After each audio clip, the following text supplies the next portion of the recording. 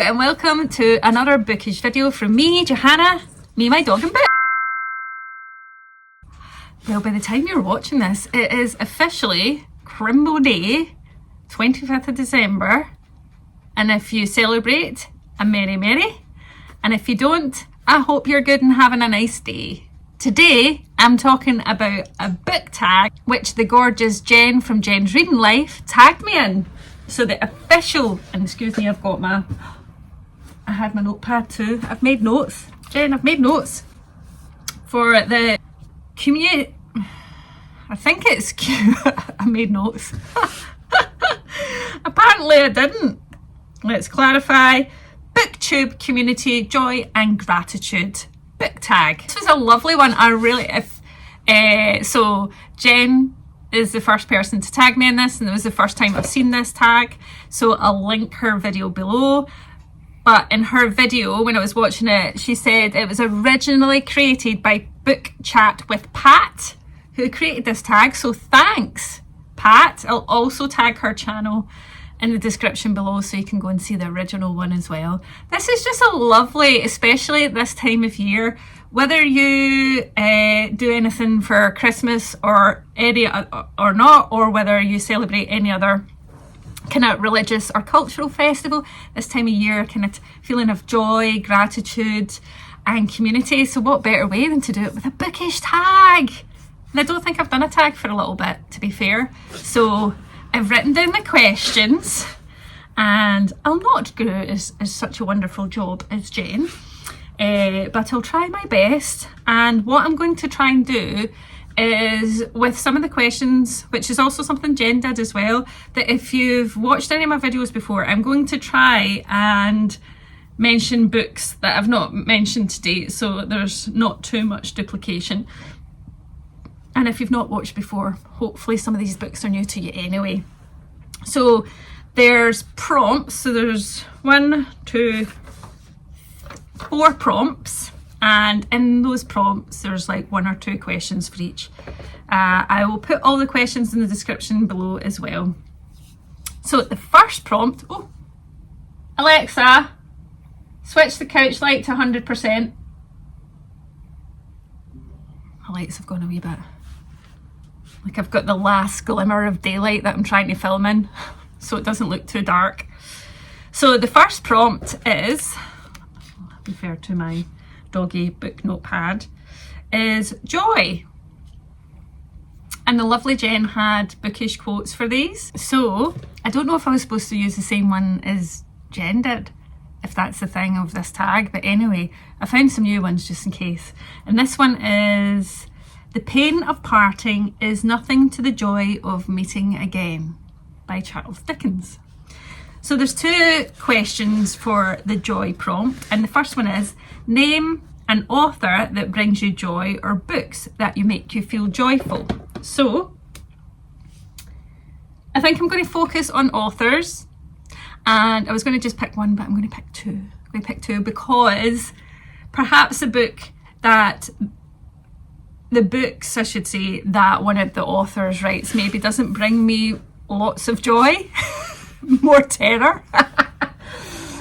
So before I give it away, an author that brings me joy, because I am a mega fan and I feel joy every time I hear they have a new book coming out, or he has a new book coming out, it is Stephen King, and I'm sharing, no, that's not his latest one. Here's me thinking I'm sharing his latest one. His latest one was You Like It Darker, which is by my bookshelf here. J'adore Stephen King. And one of the main reasons is because when I was about 13, 14, Stephen King got me fully into reading, and my first sort of diving deep into becoming a bookworm. And then like later on, when I was uni and stuff, I kind of fell away from it a bit, but he brought me back to it again. So this is why every time I have a new Stephen King book, and actually there's still some in his back catalogue that I haven't read, or have read so long ago I don't remember. So this author continues and will continue to bring me joy. His books though can be quite terrifying. There'll be joyful elements, or they're kind of, so they're not like happy, chirpy, cheep, but that's why I thought I'd mention another author who brings me joy and their book series that brings me joy, and it is Alice Oseman, who writes the Hearstopper series, which is utterly delightful. I've still not finished it, but the ones that I have read are utterly delightful. I still need to watch the Netflix adaptation, but I know I'll love it. I saw Alice Oseman at the Edinburgh Book Festival in August. She was amazing. They are just wonderful and are writing the kind of fiction that I wish was around when I was about. And the Heartstopper series, if you don't know, is a queer graphic novel about boy meets boy. It's Nick and Charlie, is it? Oh my god, it's Nick and Charlie. And Alice just writes amazingly diverse, wonderful stories. So, and I defy you to read this and not find joy. There'll be lots of emotions, but there will be lots of joy. So those are 2 authors. There's many more, but I had to keep it tight. And then it's question number 2 is discuss something you find joyful about BookTube. Well, that's easy, and to be fair, my answer is going to be very similar to that of Jen's, which is the community. Honest to goodness, I started this BookTube channel in January last year. It was like one of my New Year sort of, I don't like the word resolutions, but one of my New Year kind of, another word for resolution that doesn't feel like resolution. One of those. I was like, I want to start a BookTube somewhere where can I talk a little bit longer form to maybe anyone that listens, maybe just my dogs, about books. Because I don't have that many people in my real life, other than my book group, but I don't see them like often enough to be able to, like, we have all very diverse taste of books.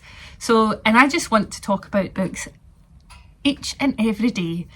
And I thought, I've no idea how to edit a video.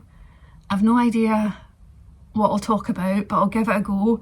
And when I came here, so many people wanted to follow me and subscribe and talk to me in the comments and actually watch my videos, like, and some of the kindest comments, and I've made, I absolutely adore speaking to y'all in the comments. I've made lovely friends like Jen, who's way over the other side of the country, and honestly, you just feel like you connect with amazing like-minded people. Everybody makes you feel welcome. It's not like booktubers are competing with each other, certainly not the ones that I've come across. I've been a viewer of booktube for years, like literally years, and book podcasts before ever deciding to record something and make an attempt to make a booktube channel. But so the sense of community, the sense of camaraderie, the lifting up of each other, feeling like we've got friends who love talking about books, but also more than that, checking in on how people are doing and that kind of thing. Honestly, I never expected that. A, I never expected anyone to want to watch my videos, and B, I never expected to find connection with so many like-minded people. For each and every person that ever watches my videos, likes them, comments, and even subscribes, honestly, it's just the best. It's the best. It's not about big numbers for me, a big number of followers or subscribers, sorry. It's about the shared kind of community and conversation that we all have about books and cozy times. So yeah, that is my favourite thing about BookTube. Brings me utter joy. The next prompt is friendship, and I found this lovely bookish quote about friendship from the book Beloved by Toni Morrison, so I'm just going to read it for you. Some friends just get you. They understand what makes you tick, and when life threatens to break you apart, they're there to help pick up the pieces. Make sure they know just how much you appreciate that. Isn't that wonderful? So there's only one question under friendship prompt, and that is discuss a book that focuses primarily on friendship. So there is 2, both of them weirdly are non-fiction. So one of them, so I'm going to mention them both anyway.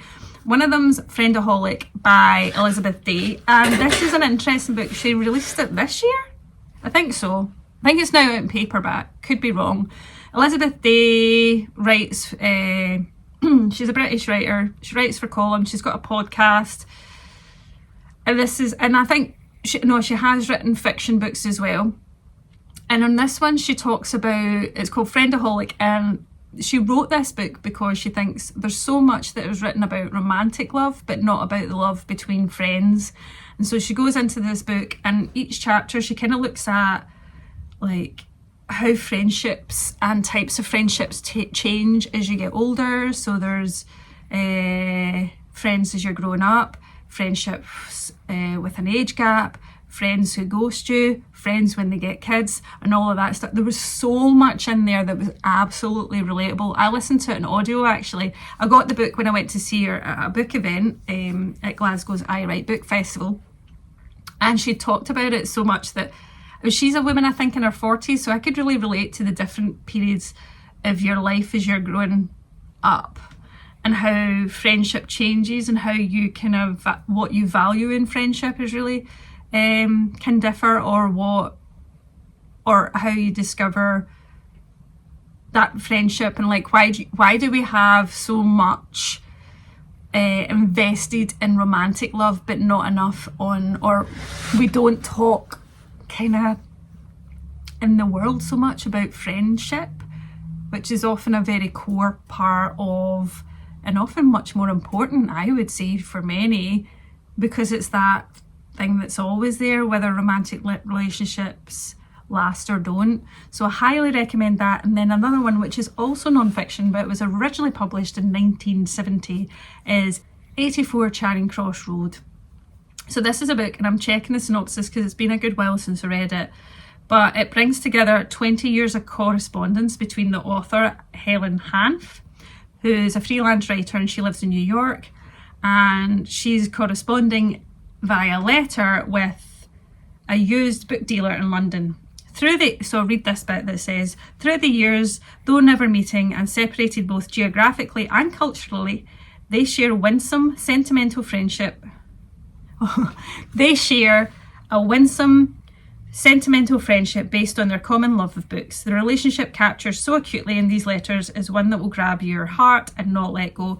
So this is an absolutely lovely story, and it's all, you read it through their letters, and you know, it's just so, firstly it makes you really nostalgic for when people used to write letters to each other as opposed to slide into your DMs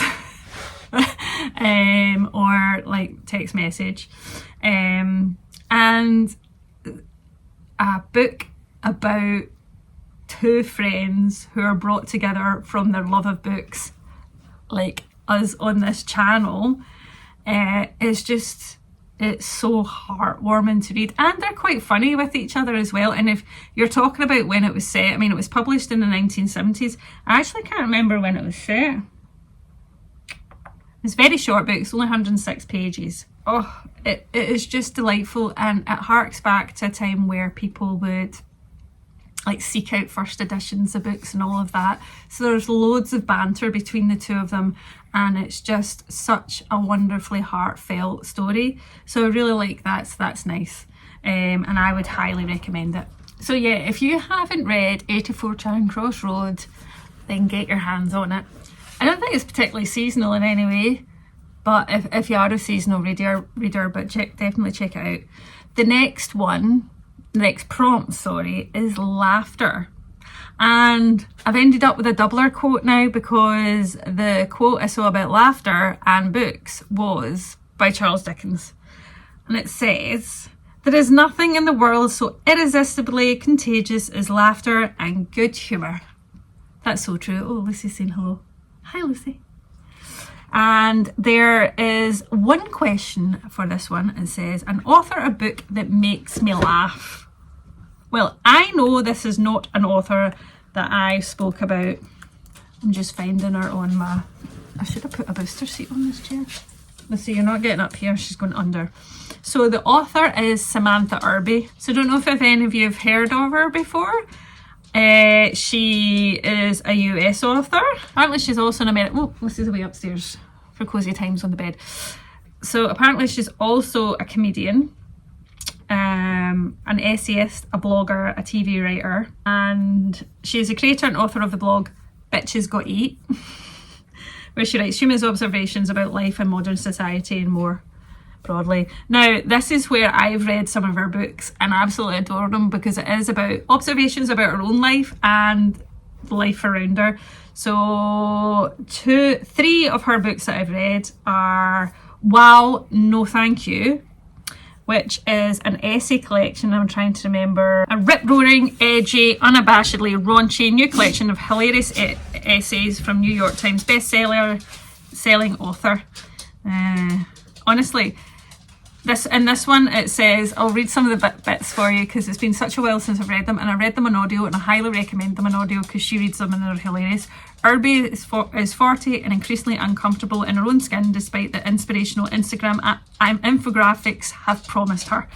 She's left her job as a receptionist at a veterinary clinic, has published successful books, has been friend-zoned by Hollywood, left Chicago and moved into a house with a garden that requires repairs and know-how with her wife in a blue town in the middle of a red state, where she now hosts book clubs and makes mason jar salads. This is the bourgeois life of a Hallmark Channel dream. She goes on bad dates with new friends, spends weekends in Los Angeles taking meetings with TV executives / amateur astrologers, while being cheese fry eating, slightly damp Midwest person with neck pain and no cartilage in her knees, who still hides past due bills under her pillow. The essays in this collection draw on the raw, hilarious particulars of Irby's new life. Wow, No Thank You is Irby's... Patty, are you coughing? Come on, give her a wee cough. Cough, cough, cough, cough, cough up. She doesn't, sorry, that sounded gross. She doesn't cough anything up. She gets like a hairball cough. And she always has to. Yes, wee bubba. Wee bubba, we'll say hello in a minute. This is Irby at her most unflinching, riotous and relatable. But the other books of hers that I've read is also We Are Never Meeting in Real Life. Again, I think that's an essay collection. Sometimes you have to laugh even when life is a dumpster fire. So those are the kind of books. Another one she wrote in that. So one I remember, like, I don't remember as much, but I did like it as much. It's called Meaty. And Samantha Irby explodes into the printed page with her debut collection of brand new essays about trying to laugh her way through failed relationships, being black, tackle feasts, bouts with Crohn's disease and more. And so 3 of her books that I've read have all been essay collections on, honest to goodness, I have laughed out loud, walking the dogs, I only had one dog at the time when I was reading these, walking the dog, listening to them, and her life observations, her self-deprecation, hilarious. So pick up, pretty much I'd say, even though I've not read them, any book by Samantha Irby and you're sure to have a right good giggle. And the second last penultimate, there's Patty there. See, you've got both dogs in today's video. Is Community. So I wanted to give you a bookish quote about community. So this one I actually picked up of Goodreads. I really liked it. It says, devote yourself to loving others, devote yourself to your community around you, and devote yourself to creating something that gives you purpose and meaning. That's from Mitch Albom, who wrote Tuesdays with Maury. That's so delightful. And so in the community prompt, there is 2 questions. And the first one is, discuss a book where the idea of community is a focal point. I think that... I can't even read my own writing. And this is a book where the sense of community and the community itself is pivotal in the story, but it's maybe not the most obvious choice. Well, maybe it is, but it is, and excuse that's because it came second hand, and when I go to take it off it destroys the cover. It's a second hand book, but it's Beartown by Frederick Backman. So if you've ever read any Frederick Backmans, like A Man Called Ove, Britt Marie Was Here, Anxious People, they are amazing books, but written in a very different style to his Beartown trilogy. In saying that, the Beartown trilogy is equally as good. So it's a small town in a large forest, which is called Beartown. I think this was named something else in another. I think it's also called, oh, I can't remember what it's maybe also called. Anyway, when did this first come out? 2016, 2017? Obviously there's been a TV adaptation, I think. So I'm going to read the blurb for you, for those that haven't. So there's this one, Beartown, Us Against You, and the Winners. So for most of the year, Beartown for most of the year is under a thick blanket of snow, experiencing kind of cold and dark that brings people closer together and pulls them apart. It's isolation that means Beartown has been slowly shrinking with each passing year, but now the town is on the verge of an astonishing revival. A bright new future is around the corner until the day it is all put in jeopardy by a single brutal act. It divides the town into those who think it should be hushed up and forgotten, and those who will risk a future to see justice done. At last, it falls to one young person to find the courage to speak the truth that seems no one else will want to hear. With the town's future at stake, no one can stand by or stay silent. Everyone is on one side or the other. Which side would you be on? So this is in a town, Beartown, and there's an incident that happens in the story. And before that incident, what you find is there's an ice hockey team. Is it ice hockey or lacrosse? I think it's ice hockey. Which basically is the centre of this community, and this is such a small town and community that they're all rallying behind the ice hockey team, because this is a bit the small town's revival, as the team are doing so well. And although this is maybe not a book about community that the question was asking per se, but I would say it is a very good book about community, because you see how quickly a community can be divided or brought together because of this story. This story is powerful. It is so well written and it's so emotive. Utterly adored this, and I would say books 2 and 3 are of a similar, like I gave this 5 stars, and I think the other ones I gave 5 stars to. Phenomenal. So highly recommend that one. And then the second question is, discuss a communal bookish or reading experience you've had. So like in Jen's reading life video, she talks about book groups she's in. So I'm in book groups. I'm in part of Lauren and the Books Patreon book club. I've been in a book group for 20 years. I do lots of buddy reads, like over mostly on Instagram. I'll do buddy reads with some of my friends over there, so we'll kind of discuss it in Instagram chats. And is it last year or the year before? 2022, I think, that like October of 2022, I started a kind of Stephen King read along, which was once a month where we would read a Stephen King book, and that continued until about August, September this year. And I think I think there was just running a wee bit out of steam, not steam, but just keeping it going and wanting to read other books and all of that. But I absolutely adored the Stephen King read along, because I ran it on Instagram, and I'm thinking maybe in 2025 I should bring it back, and rather than making it a Stephen King book a month, because I'm not going to lie, some of the Stephen King books are chunks. And people read at different paces, and if I'm reading a whole host of books, I'm normally got multiples on the go. So it's maybe that I would like to do it again, and because it was quite good for people that love Stephen King, people that have never read a Stephen King, people jumping in and out. So I would pick one a month, and people would be either like, I'll join in for this one, or I'll leave it until next month, I'll see what the book is.